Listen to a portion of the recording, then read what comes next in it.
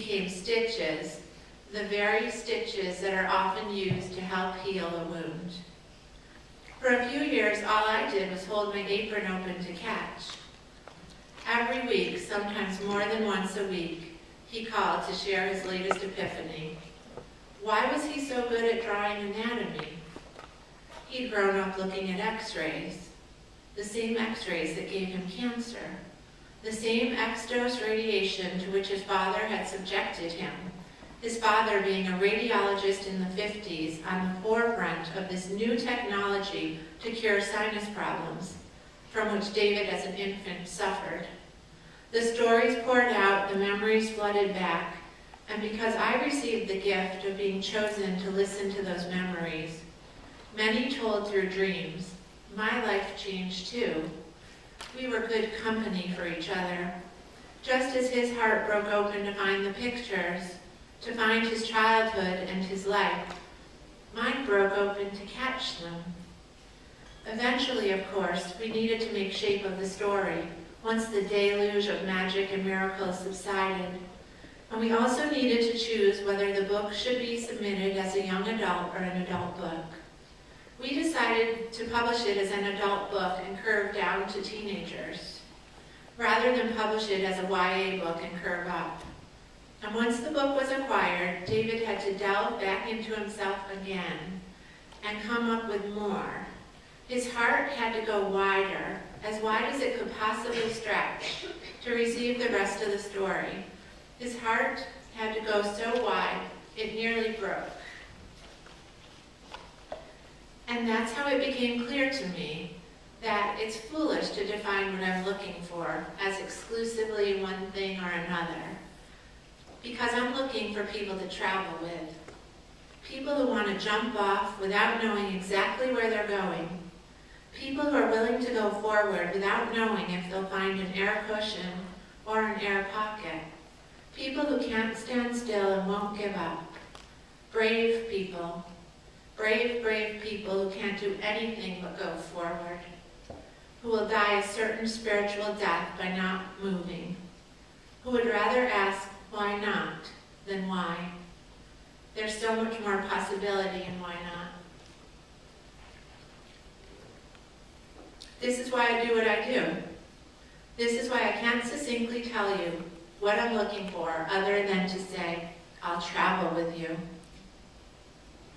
So you, like David, are setting out on the road, not knowing where it leads. What joy and surprise would there be in knowing where we're going? There wouldn't be any. There might be security. But why then are you an artist if what you want is security? You're at the beginning, and you must travel lightly. But there are a few essential things you must take, and a few dangers I want to warn you about. So listen closely and be brave. The things I suggest carrying with you have come in handy for those who've gone on ahead, those who are calling you, beckoning you to come along. David Small has been contemplating his next graphic novel. In a way, he's again at the pinnacle, but he's also in the valley. For where does he go from stitches? He starts over, that's what he does. He meets himself, and he's a very different and larger self than the pre-stitches self. But once again, he has to go into his tuck and set forth, once again not knowing where he'll end up, where he'll find an air cushion, or where the wind gusts will blow him. I've been reading a lot of Grimm's fairy tales lately in the Juniper Tree collection by Laurie Siegel and Maurice Sendak. And it's probably from reading these tales that I began to think about skin and bones. I was particularly struck by one of the least known tales, Brother Gailey. In this story, Brother Gailey and St. Peter set out on a journey, and St. Peter has the ability to bring the dead back to life, which Brother Gailey tries to exploit to make himself rich. But that's not what caught my attention on my latest reading. It was the way in which St. Peter brings the dead back to life that hit me and sent me spinning, and then stopped me abruptly and made me think. I referenced this scene quote, "Bring me a kettle of water," St. Peter said, upon seeing the king's dead daughter. And when they had brought it, he asked everyone to leave, and only Brother Gailey was allowed to stay with him. Then he cut the dead girl in pieces and boiled them. And when all the flesh had fallen off, he took out the beautiful white bones and laid them on a table and put them in their natural order. And when that was done, he came and stood before them and said 3 times, "In the name of the most holy Trinity, you who are dead, arise." And at the 3rd time, the princess arose, alive and healthy and beautiful. Now the king was overjoyed and said, "Ask for your reward, and if it's half my kingdom, I'll give it to you." I'm struck by the fact that before St. Peter brought the dead girl back to life, he put her beautiful white bones in their natural order. Everything about the dead daughter was in its natural order before she burst forth again, healthy and beautiful and strong. Her old self was dead. Her blueprint was reestablished and reset. David's was too. How could it not be after stitches? She was born over again, and she was beautiful. And though you may not have St. Peter to attend you, you must do what you can to be in your natural order too, before you set out, which simply means you must bring all of yourself forward, all the pieces of yourself that are locked up or begging to be left behind.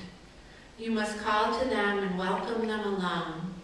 Your childhood sorrow at having no friends or being called fag, the way your father spoke to you when you disappointed him the first time, how you felt the day you understood that 9/11 was the beginning of the new world, the time your heart was happiest, just ready to burst out of your chest, your own deepest demons and greatest strengths, your struggles, your victories, your honesty. All of you that you can possibly call forth at this time. The rest will reveal itself to you as you walk or skip or tumble or run or crawl along. Bring all that you can find of yourself and who you are to bear. And if you've left any pieces behind, eventually, when the time is right and you're able, you'll go back for them. Because those pieces you've left behind will gradually slow you down. They'll get in your way. Eventually, those missing pieces will call for your attention, and you'll go back and get them. What also struck me was the reference to the dead girl's skin. The skin that had to be boiled off before her bones could be set right and she could be full of life again. The layers of skin have been peeled and boiled away. Just as David Small peeled away layer after layer as he created stitches, often through his dreams and his phone calls to me and his talks with himself and his wife, you must peel away yours to prepare yourself to get to your bones. You must peel away your pride, your ego, your judgment, and with that will go your worry about how others judge you, your perception of yourself.